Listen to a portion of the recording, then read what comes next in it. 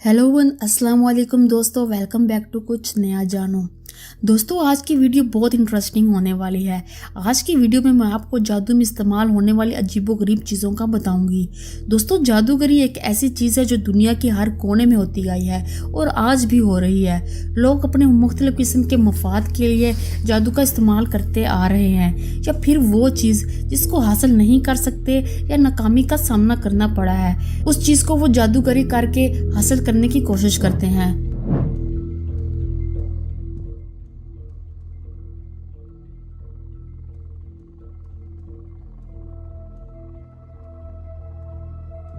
सबसे पहले बात करते हैं विच बॉटल्स।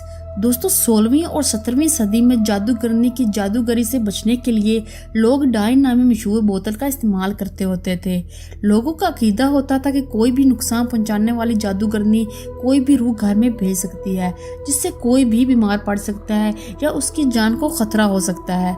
इसलिए वो विच बोतल बनाते होते थे, जिसके लिए वो एक बोतल को अपने पेशाब या शराब या नमकीन पानी से भर के उसके अंदर सुइयां, सुर्ख धागा, पिंस और नाखून डाल के अपने ही घर की जमीन के किसी प्लॉट में मिट्टी में दबा देते होते थे। और उनका मानना है कि अगर कोई उन पे जादू करके कोई इवल स्पिरिट उनके घर भेजता है तो वो सुइयां, धागा और नाखून उस रूह को कब्ज करके अपनी तरफ खींच लेते हैं, और जब तक वो बोतल मिट्टी के अंदर होती है वो रूह भी उसी बोतल में कैद रहती है। Number 2, frog coffins. Witch bottles की तरह फ्रॉग कॉफिन्स भी इसी काम के लिए यूज किए जाते आ रहे हैं। जादू के असरा से बचने के लिए सबसे पहले एक मेंढक पकड़ना होता है और आपको ये कोशिश करनी होती है कि उसका कलर जितना सुर्ख हो उतना अच्छा है। फिर उसको मार के एक एल्डर लकड़ी के बने हुए ताबूत में उल्टा लिटा दिया जाता है। उसके बाद उसके जिस्म में दिल को छोड़ के बाकी सारे हिस्से में सुइयां लगा देनी होती हैं और उसकी टांगों को सुर्ख रंग के किसी भी जड़ी बूटी से बांध देना होता है। उसके बाद उस ताबूत को एक चर्च के सामने की ज़मीन में दफना के जैसे एक जनाजे में शामिल होकर दुआ करनी होती है, वैसे दुआ की जाती है। चाहे आप खुश हैं या परेशान हैं या किसी को तकलीफ़ पहुंचानी है, जो भी मकसद है आपका उसको माइंड में रख के दुआ करनी होती है, जो कि लोगों को अकीदा होता है कि पूरी होती है।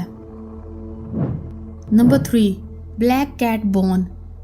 ये मेरी लिस्ट का सबसे भयानक और खौफनाक तरीका मुझे लगता है, जिसके ज़रिए काला जादू किया जाता है। जी हाँ दोस्तों, अपने मकसद को पूरा करने के लिए एक काली बिल्ली को पहले पकड़ना होता है और फिर उसको आधी रात में खोलते हुए पानी में डाला जाता है। तब तक पकाया जाता है जब तक उसकी हड्डियाँ गोश्त न छोड़ दें।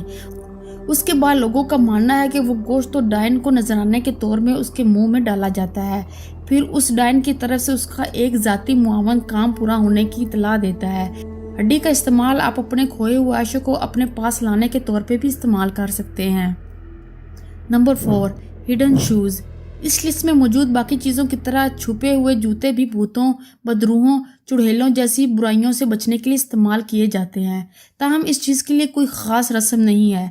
इसमें बस आपने अपने बच्चे के शूज़ लेने हैं और घर की किसी दीवार में छुपा देने हैं।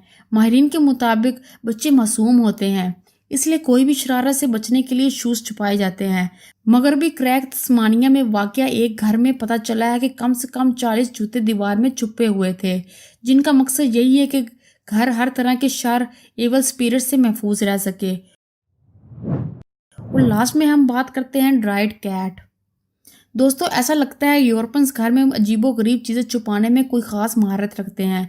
विच बॉटल्स, शूज़, फ्रॉग्स, कॉफिन्स के अलावा सूखी हुई बिल्ली को भी घर को आफात से बचाने के लिए सोचा गया था। इसके लिए किसी किस्म की बिल्ली चाहिए होती है, फिर उसे मार के उसके अंदर नमक भर दिया जाता है और फिर जब वो सूख जाती है तो उसको दीवार में छुपाया जाता है। इसका मकसद ना सिर्फ जादूगरनियों आफात से बचने के लिए होता है, बल्कि कीड़े मकोड़ों से भी निजात मिल जाती है। और आज भी कई बरतानवी घरों में कॉटेजेस में सूखी हुई बिल्लियाँ मिली हैं, जिनमें से कोई 400 साल पुरानी भी हैं। चलिए जी, ये इंटरेस्टिंग वीडियो यहीं ख़त्म होती है। मज़ीद नए नए वीडियोज़ के लिए चैनल को लाइक करते जाएं। मिलते हैं अगली वीडियो के साथ, तब तक के लिए अल्लाह निगहबान।